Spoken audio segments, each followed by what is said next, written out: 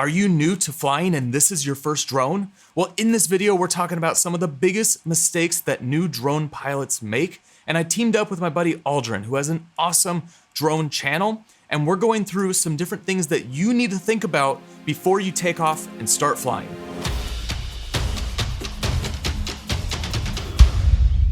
Now, whether you're an experienced flyer or someone that's just starting out, there's definitely a lot of kind of common mistakes that a lot of people will make. So let me talk to you guys about a few of those mistakes and hopefully you guys can learn from them. Look, I don't want to tell you not to do this or not to do that, but there are some things that you need to think about before you start flying. Now, I started flying drones back with what drone was that? The DJI Phantom 2. It was one of those where you had to actually build the gimbal separately from the drone and you had to put it all together. And so one of the things I did when I first started flying drones is I took it up and I really wanted to get a close shot next to a palm tree. Well, you know what? I hit that palm tree, fell to the ground, exploded. And that's not the only time that I've hit an object. So one of the mistakes that a lot of new pilots make is flying too close to objects. When you see people who are very skilled at flying drones, you'll see some really cool footage of people flying close to objects, like right on something or right past something. But even though it's small, until you are super confident about flying this thing, I would highly suggest stay a little bit away from objects. The distance between this and the wall or the car or the tree is actually much closer than you think when you're up flying. And when you're looking at the screen and you're trying to eyeball where the drone is, you're not gonna gauge it perfectly. So just give yourself space so you can learn how to fly better and better. And over time, yes, you can fly closer to objects and get those cool looking shots. Now, one of the mistakes I used to make, and I still kind of do every once in a while, is when you get to location, you want to map out 2 or 3 main establishing shots of that area, whether it be landscape or anything that really defines the area you are in that you want to show in your video. Before, I used to just kind of free fly, and then I'd get home and I really didn't have any nice, wide shots of an area, and it didn't really help tell that story. So what you want to do is when you get to a specific location, a specific area, try to get those establishing shots early of that area. And then after that, try to shoot some B-roll, shoot some extra footage, but make sure you plan out 2 or 3 shots where you're really showing what is around you first, and then you can go and get some extra footage. Now, I know you want to get awesome photos and videos, and even with the Mavic Mini, you can get some pretty impressive shots, but you have to know how to use a drone and actually get the proper exposure. So one mistake that a lot of people will make when they fly is pointing directly at the sun. The sun is a giant light source. So when your camera's trying to expose for that brightness, it's going to make everything else dark in the frame. And you can see from this footage right here, it makes it super contrasty, and that's not a very pleasing shot. So a simple fix to this is just point the camera away from the sun. If the sun is off to your side, or if it's behind you, it's a much more pleasing shot. So just think of the position of the sun, where is it, and try to avoid it with the camera, and you're gonna get better looking footage. Now, the great thing about flying a drone is that you're always discovering new things, new areas. So the one mistake that I found is that a lot of people will make is they'll buy the drone and only buy 1 battery, or just use that 1 battery that comes with it. And you end up going to a location after a long hike, you get to an area, beautiful landscape, and that 1 battery is only good for 15, 20 minutes. You did not get an extra battery. So another mistake that's very common, purchase and pick up some extra batteries. Now, I know you've heard this over and over, but I just have to remind you of this. You need to know the rules and regulations before you go out and fly. And I'm not gonna go through all of those because there are people watching this video from all over the world. So some people are gonna have different regulations than you. But the idea is go find your local laws and regulations and just make sure that you're flying within the boundaries of what the law says, because it only takes one person to do something really dumb to ruin it for the rest of us. And I know there's a lot of you out there that are saying like, oh, it's not that big a deal. I'm just gonna go fly here in this national park. There's no one around. Well, that's how issues form. And then something's gonna happen. Maybe the drone drops, it hits something. And you know what? It's just not worth it. So fly where you're supposed to be flying and just be aware of where you shouldn't be flying.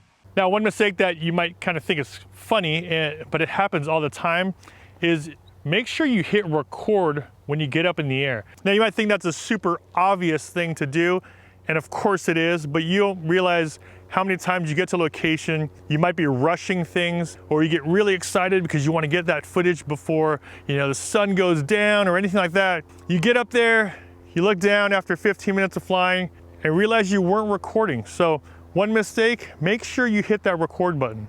Now, when it comes to getting good footage, one massive mistake is just taking the drone as high as possible and just getting that bird's eye view. It's kind of cool at first when you've never flown a drone before to get really high in the sky, because that's a really cool perspective. You're looking down on the world. The issue is if you're shooting video, then you're not going to be able to get very exciting shots from up top. You'll have like one shot that just shows like the landscape of whatever it is. But when you're super high in the air, you're not going to see that sense of movement that your drone can create. It flies, so you need to see that sense of movement to create those cinematic shots. So don't fly as high as possible. Bring the drone a little bit lower so that you get that sense of movement. And also just find different perspectives.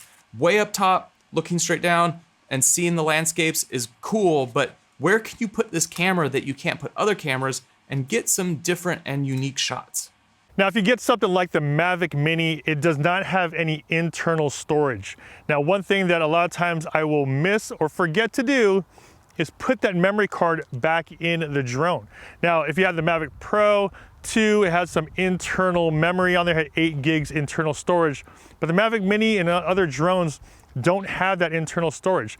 So the one thing you'll do sometimes is you'll forget your memory card. So one mistake that's very common, try not to forget your memory card. And also when you do have your memory card in there, check your capacity on that card, clear it out if you have to, but also make sure it's backed up. But before you get up and you hit record and you try to film something, the last thing you want to do is be halfway through your shoot, and next you know, it'll say capacity full.